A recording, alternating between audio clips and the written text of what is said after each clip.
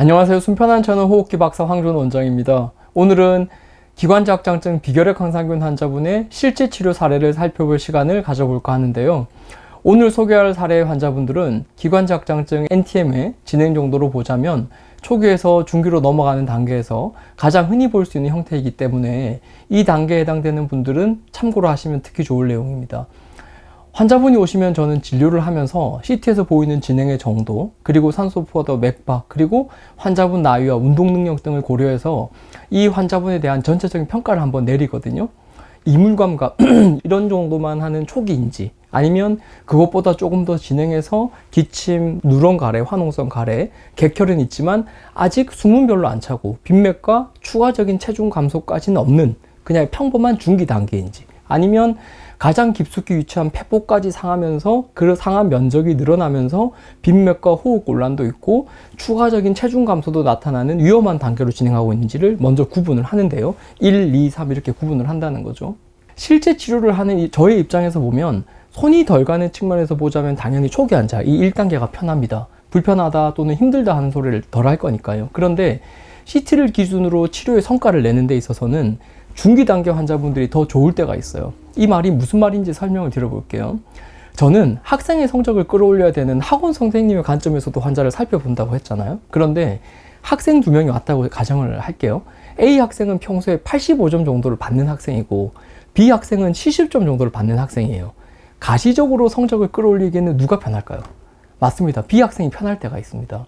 기관지 확장증과 비결핵 항상균은 어떻게 보면 청소랑 같거든요. B 학생은 꽤 지저분한 방과 같아요. 여기저기 쓰레기가 있는데 대신 치우고 나면 청소한 티는 잘 날 수도 있어요. 그런데 A 학생은 원래 어느 정도 깨끗한 방이었기 때문에 진짜 확실하게 치우고 나야 그 차이가 보일 수 있다는 말이죠.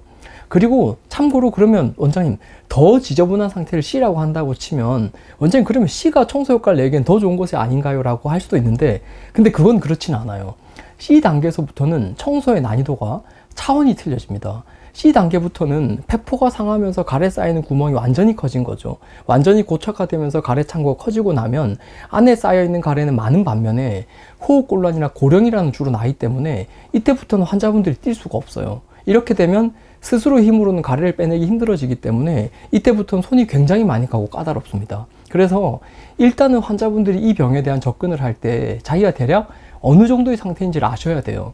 단순히 객혈의 유무나 빈도로 A, B, C 단계를 판단하는 것이 아니라 폐포가 상한 정도를 봐야 된다는 거죠. 그런데 보통은 환자분들이 스스로는 이 파악을 하기 힘들기 때문에 CT를 통해서 진행 정도에 대한 평가를 하고 치료 방향을 잡아드리는 전문적인 도움이 필요하겠죠. 그래서 저는 환자분이 오시면 환자분이 전체 틀에서 보자면 어디쯤에 속한다고 말씀을 해드려요. CT를 봤는데 진행 정도가 꽤 심하고 체중도 많이 마른 분이라면 숙제가 2개가 있죠. 1번 가래 빼기, 2번 체질 개선이 둘 다 필요한 분이고 CT에서 보이는 병변은 크지 않고 대신 체형이 많이 마른 체형이라면 이분은 1번 가래 빼기, 청소할 건 별로 없으니까요. 1번 가래 빼기보다는 2번 체질 개선에 더 힘을 줘야 할 환자겠죠. 그런데 진료실에서 보는 가장 보편적인 환자분들은 어떤 경우냐면 사실 이 2가지 모두에서 약점이 있는 분들입니다. 즉 CT에서 보이는 음영도 있고 지저분하고 실제 몸도 마른 분이죠. 즉 가래 빼기도 잘해야 되고 체질 개선도 같이 병행되어야 되는 분들이라는 거죠. 오늘 소개할 환자분도 그런 경우에 속하는 분들인데요.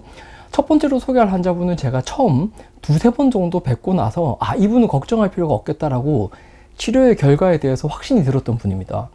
환자분이 본원에 오셨던 시점은 2024년 7월 초였는데요. 여자분이셨고 당시 나이는 53세, 키는 152, 몸무게는 48kg, 산소 포화도는 98%, 맥박은 77회로 기본 틀이 괜찮았던 분입니다. 이게 왜 괜찮은 조건인지는 이제 이 채널을 자주 들으셨던 분이라면 이제는 아실 거고요. 물론 이런 기본 틀이 괜찮긴 했지만 이런 기본 틀이 괜찮아서 치료에 확신이 들었던 것은 절대 아닙니다. 왜냐하면 이 조건이 좋다고 치료가 잘 되는 것은 아니니까요. 제가 이 환자분의 치료에 확신이 들었던 것은 이 환자분의 스마트함 때문이었어요. 이 환자분은 어떻게 보면 기관지 확장증에서 추가로 비결핵 항상균까지 흘러 들어가는 전형적인 흐름에 있었던 분이셨어요. 직업적으로 말을 많이 해야 되는 대학교 교수님이셨고요. 처음에 본원을 찾으셨던 것도 2023년 4월부터 시작된 감기가 평소와는 달리 오래 지속됐던 거죠. 항생제, 진해거담제를 먹어도 평소와는 달리 쉽게 낫지 않고 또 그 이후에도 요가를 하거나 누웠을 때 이상하게 가래가 나오는 증상이 반복이 되니까 이거 좀 이상하다 싶어서 근처에 한의원도 가보고 용인세브란스라는 대학병원도 그래서 가보셨던 거죠. CT를 찍고 나서 기관지 확장증이라는 진단을 받아서 본원에 오셨는데 환자분이 본원에 오신 그날은 CT를 안 가지고 오셨더라고요. 초진 날은. 원래 뭐 일반적으로 한의원 갈 때 CT를 가지고 오시진 않잖아요. 그런데 전체적인 틀은 괜찮긴 했지만 그래도 제 입장에서는 CT를 확인하지 않으면 폐 안쪽이 어떻게 흘러가고 있는지는 확진을 할 수가 없기 때문에 다음에 괜찮으시면 CT를 복사해서 오시면 어떨까요? 라고 부탁을 드렸었는데요.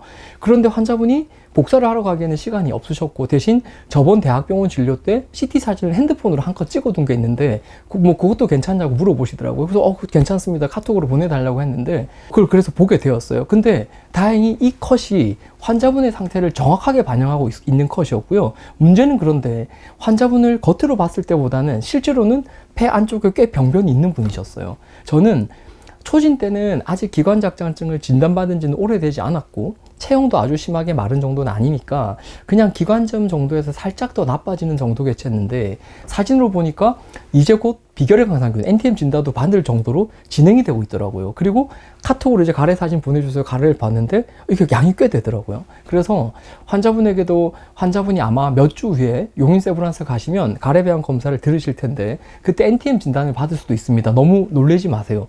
그렇게 말씀을 드렸어요. 보통의 병원은 이 정도 음영은 아직은 관찰하자고 하는 병원도 있지만 전문의의 성향에 따라서는 항결핵제를 처방하는 경우도 있다고 말씀도 드렸고요. 그런데 왜 치료에 확신을 가졌냐면 환자분을 초진 이후에 세 번째인가 보는 시간쯤인데 원장님 블로그 글을 전부 다 읽었습니다. 이렇게 말을 하시더라고요. 정말 깔끔하게 처음부터 끝까지 싹 다 읽었다고. 사람마다 자기한테 편한 정보 전달 방식이 있는데 이분은 글이 편한 사람이었던 것 같아요. 원래는 저도 글이 편한 사람입니다. 영상으로 듣고 있으면 답답해서 저는 원래는 이런 동영상을 듣고 있지를 못해요. 글은 눈으로 이게 쭉쭉 내려가면서 읽으면서 중요한 것을 빨리 캐치하고 그 부분 다시 한번 볼 수 있고 하니까 원래는 저도 활자가 더 편한 사람인데 이게 사람이 나이가 들면 달라진다고 그러더라고요. 본원에 오시는 분들한테 여쭤보니까 나이 60이 넘어가시는 분들은 눈이 침침해서 글은 잘 안 보인다고 하시더라고요. 누가 귀에다 대고 말해주지 않으면 그 글자는 도저히 볼 수가 없다고. 핸드폰은 액정이 작으니까 더 그렇겠죠. 뭐 여튼 이런 이유로 저도 대세에 따라서 블로그보다는 유튜브로 넘어왔는데 이 환자분은 유튜브보다는 블로그를 쓰고 있는 저를 더 좋아하긴 했어요. 교직에 계시는 분답게 글의 행간을 정말 완벽하게 파악을 하시더라고요. 원장님이 하고 싶은 말을 완전히 이해했고 실천을 하겠다고 하시더라고요. 사실 그 다음부터 이분의 치료는 너무 편했어요.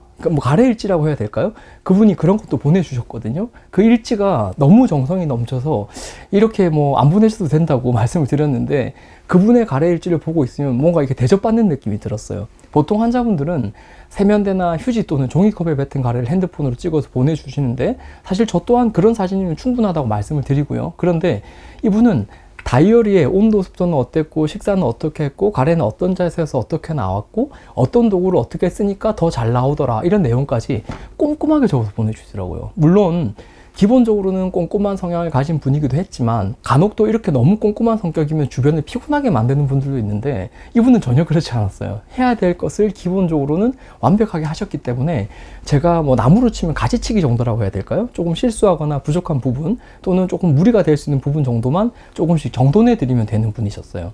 일지의 내용을 뭐 제가 중간중간 소개해 드리면 무려 소고기 묵국에 밥을 말아 한 사발 성공이라는 식사에 대한 노력부터 착한 가래 나쁜 가래 5대5라는 표현을 보면 흰 점액질 가래를 무리하게 뱉다 보면 기관지 점막에 탈수가 생기거나 스크래치가 나는 상황도 잘 이해를 하셨던 것 같고요. 며칠 뛰었다고 무릎 통증, 저질 몸뚱이 이런 표현을 쓰신 걸 보면 안 해보던 뛰는 운동도 시작하신 거죠.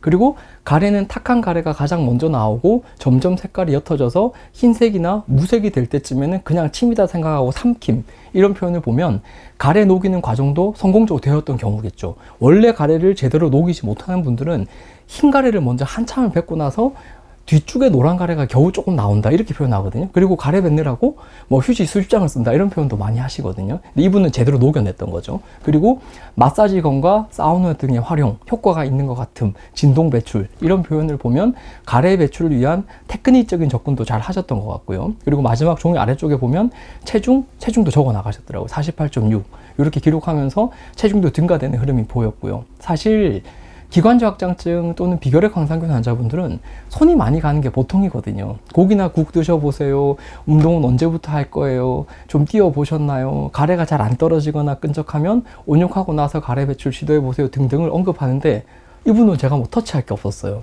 그러니까 이분은 당연히 치료 결과도 좋았습니다. 가래 배양 검사에서도 처음에는 균이 확인이 되었는데 다음 검사에는 균이 검출이 되지 않았고요. 그리고 1년 정도의 텀을 두고 찍은 CT에서도 그 음영이 줄어든 것이 확인이 되었습니다. 특히 흉부 CT 사진을 보면 치료 후에 찍은 CT에서는 원래 진하게 뜬 음영이 반 정도로 이렇게 줄어드는 변화가 확인이 되는데요. 영상으로 보시면 되고요.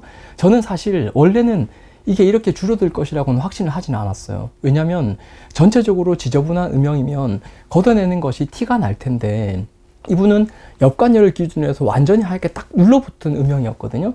밥을 퍼서 누구한테 준다 치면 대충 떠서 이렇게 툭 주는 게 아니라 밥을 꾹꾹 눌러 담는 경우가 있잖아요. 이분 같은 경우가 엽관열을 기준으로 이렇게 완전히 하얗게 딱 눌러붙었기 때문에 밥으로 치면 꾹꾹 눌러 담은 음영이라서 사실 이걸 없애기는 쉽지가 않은데 본원 치료의 결과로 이걸 걷어내신 거죠. 이분의 CT를 보는데 환자분이 그동안 가래 일지도 쓰고 그러면서 노력했던 부분이 이 CT에서의 변화로 그대로 확인이 되는 것 같아서 저도 참 뿌듯했던 순간이었습니다. 그리고 이제 두 번째 소개해 드릴 분은 어떻게 보면 첫 번째 소개해 드렸던 환자분보다 훨씬 교과서적인 환자분이셨어요. 첫 번째 소개해 드렸던 환자분처럼 알아서 딱딱 하는 환자분들은 사실 거의 없고요. 두 번째 환자분이 사실 오리지널이라고 할 수 있는데요.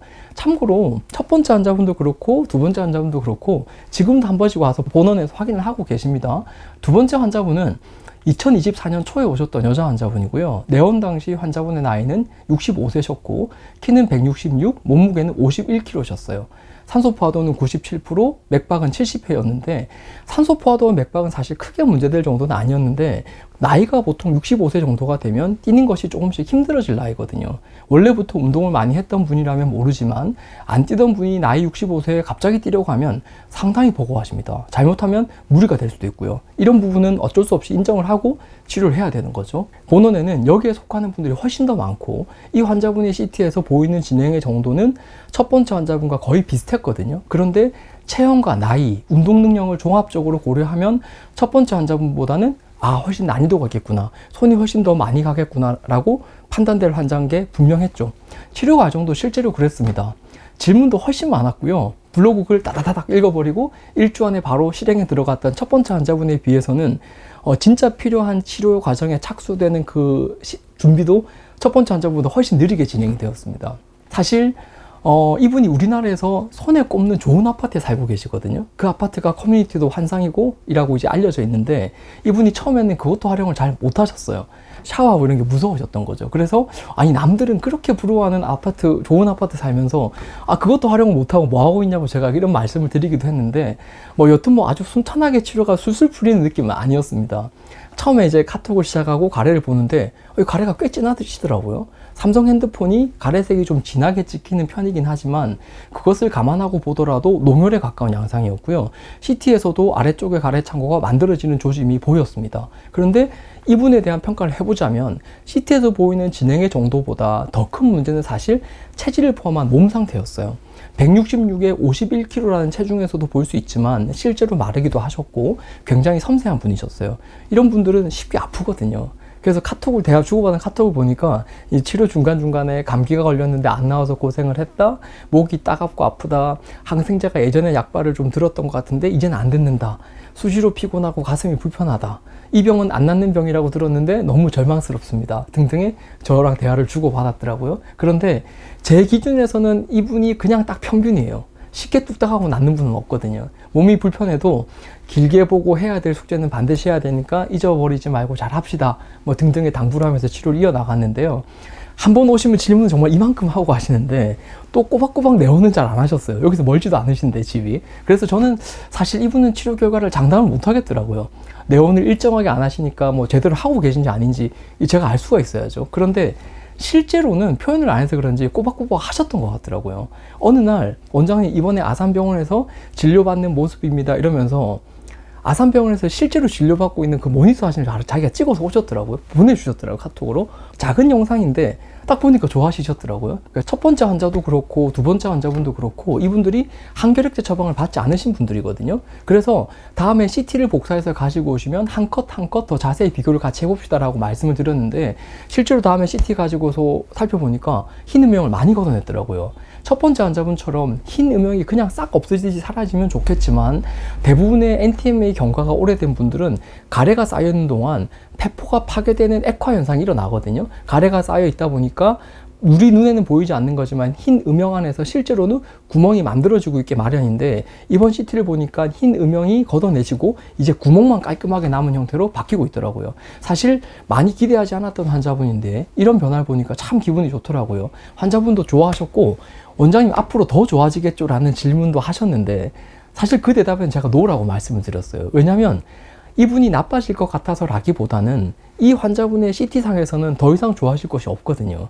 점수로 치면 85점에서 95점으로는 성적을 끌어올렸는데 어쩔 수 없이 이미 생긴 흉터는 받아들여야 되는 것을 고려하면 이 환자분은 이 상태를 유지만 해도 되는 셈이죠. 즉, 이 흉터까지 없애는 건 불가능하거든요. 이 상태로 이 정도만 만든 것으로도 사실 성공이고요. 그래서 이분에게는 지금 체중 잘 유지하시고 할 수 있다면 뛰는 운동, 온욕 등을 잘해서 체질을 항상 따뜻하고 촉촉하게 유지하세요라는 목표를 이제 설정해 드렸죠.